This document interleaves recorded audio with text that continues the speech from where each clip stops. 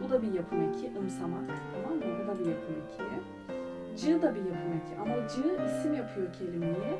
Ama ımsamak fiil yapıyor kelimeyi, geldiği kelimeye. Tamam mı? Mesela sadece önünde koyarsın.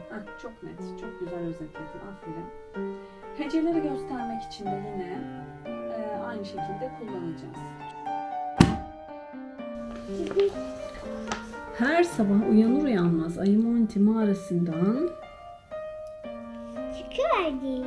Sonra ilk gördüğü şeye gözlerini diker, bakmaya başlardı.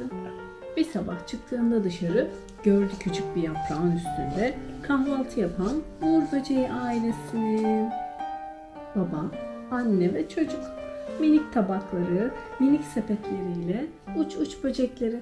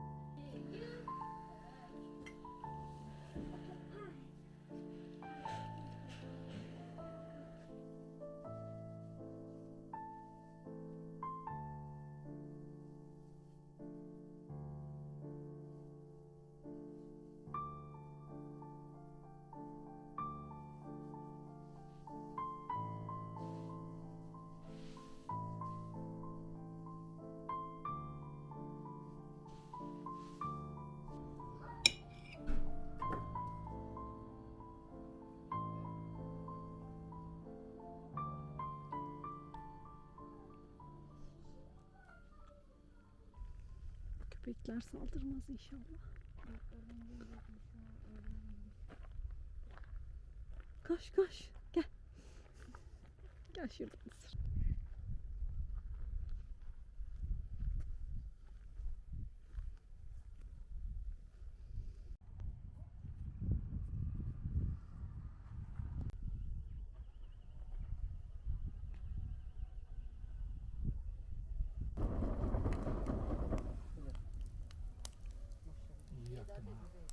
Aferin, iyi yaktın.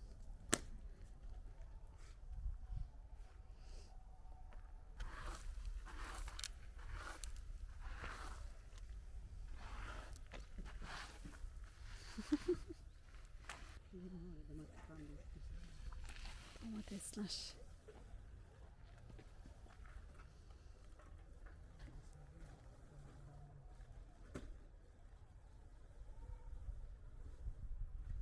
Buraya koysan atarız onları. Mis gibi koktu var ya.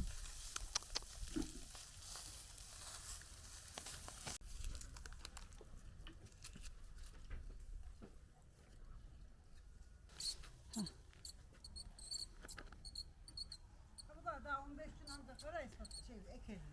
Bak ne kadar büyüdü. Çok hızlı büyüyorlar ya. İlklerine giderken dikkat et. Uzaktan tut anneciğim. Kışın çok güzel. Meryem Ana portresi. Ateş bir harlansın. Evet. Baban da mı nargileciydi be?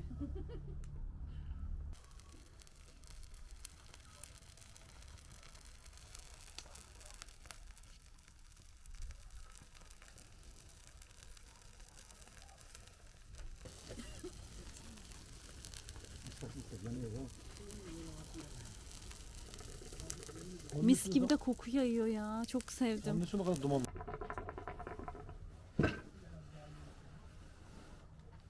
Yakacağız ama şimdi. Benden bu kadar. Al onu. Çekirdekçiler sizi. Ben daha fazla çekirdek yersem bu suratım da yer kalmaz. Ha bak tutuştu. Ay fena tutuştu.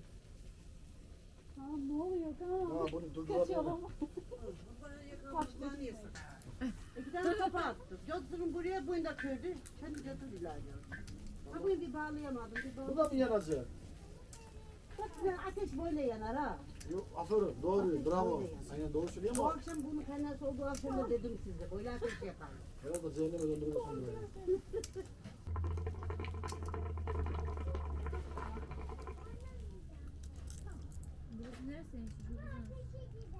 Haber alalım.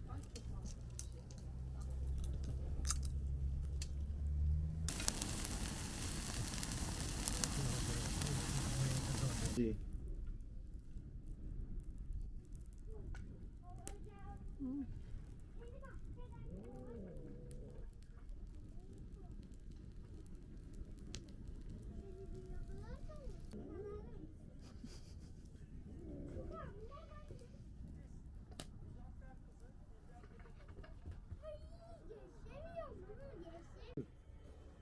Bak aşık mı oldun ha?